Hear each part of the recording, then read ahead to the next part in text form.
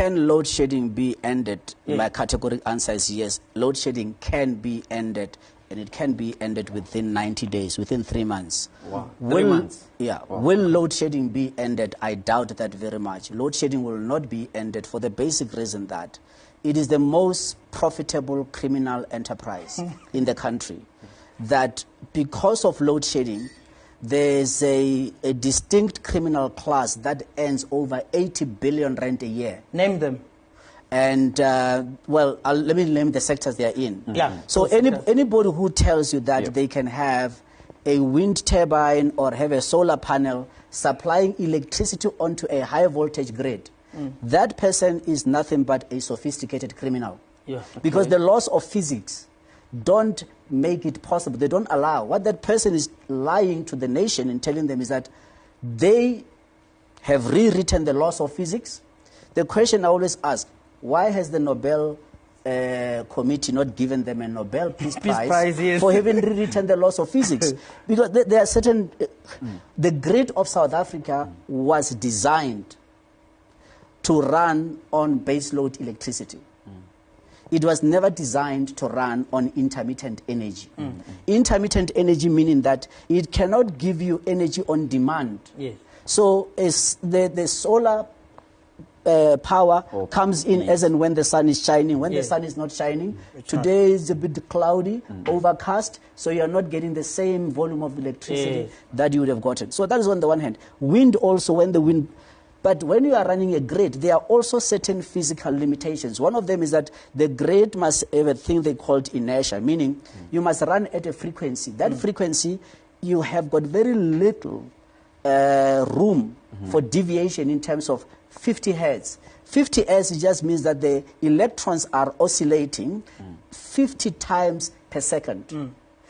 And hence you need to synchronize a power station with that wire on a pylon on a grid, so that electricity is what they call alternating current. So that cannot be the solution. And yet South Africa today spends 143 million rand every day paying these so-called independent power producers of renewable energy who deliver zero. Because 100% of their power is redundant, meaning it is not usable in the grid. So that is the one section. So anybody who's operating a solar or a wind turbine, that person is just a sophisticated crook. They are a thief. Because for years and years, we've been asking them to say, show me 1 meter which tells me this power that you purport to have produced, show me where it ended up. They cannot show you for a simple reason that it doesn't get delivered anywhere. That's on the one hand. On the other hand, then you've got these other people that have cut for themselves a very nice deal of selling diesel into Eskom and saying that you can run a power station. So Eskom has got 2 power stations, Gorekwa and Ankerleg in the Western Cape. Then there's another 2 power stations that are running on diesel, Dediza and Avon.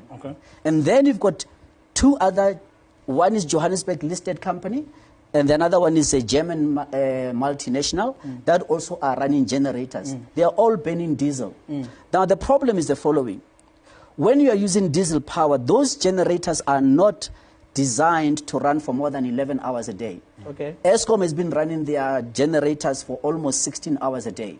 So the question now, and I have been absolutely horrified to hear the so-called Minister of Electricity, Dr. Hossein Ramokgopa, saying he has secured 30 billion rand. Now I can tell you now, categorically, the diesel generators of Eskom, it doesn't matter even if you were to run them 24/7, they cannot use 30 billion rand worth of diesel. Is he lying? So the question becomes, why would he go on, to the public and say, the people of South Africa, we've got 30 billion rand with the hope that we can reduce load shedding? Of course it won't work, but also it's theft for a simple reason. Electricity in South Africa is regulated in terms of a tariff, meaning what the customer pays. But the cost of producing electricity is not regulated.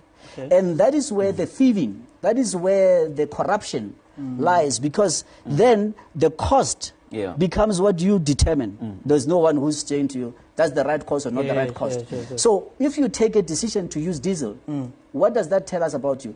More so when ESCOM, the demand in this country now is around 29,000 megawatts. 2015, the demand was 34,000 megawatts.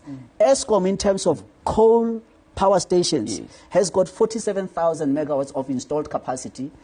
When you can add another 1,800 megawatts of nuclear, so it means that we are sitting with almost 50,000, just over 50,000 megawatts of base load power, meaning power that is available on demand.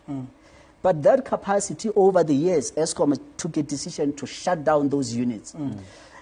And as a result, they've now created by design. So you've got mining companies that have got coal contracts, but they never have an obligation to deliver a wheelbarrow, and they get paid also. So these are the groups of people, and then you've got others that say we offer security. Then you've got other companies that they say we will maintain the plant and equipment.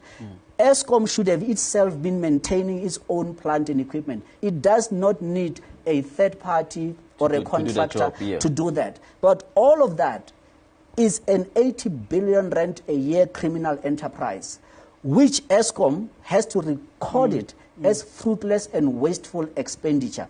That is where that is the heart of our problem as a nation. But now, because it is such a profitable enterprise, anybody who gets appointed to be the CEO of ESCOM and brings to an end this criminal enterprise, that person, I can assure you, their safety for more than a week will not be guaranteed.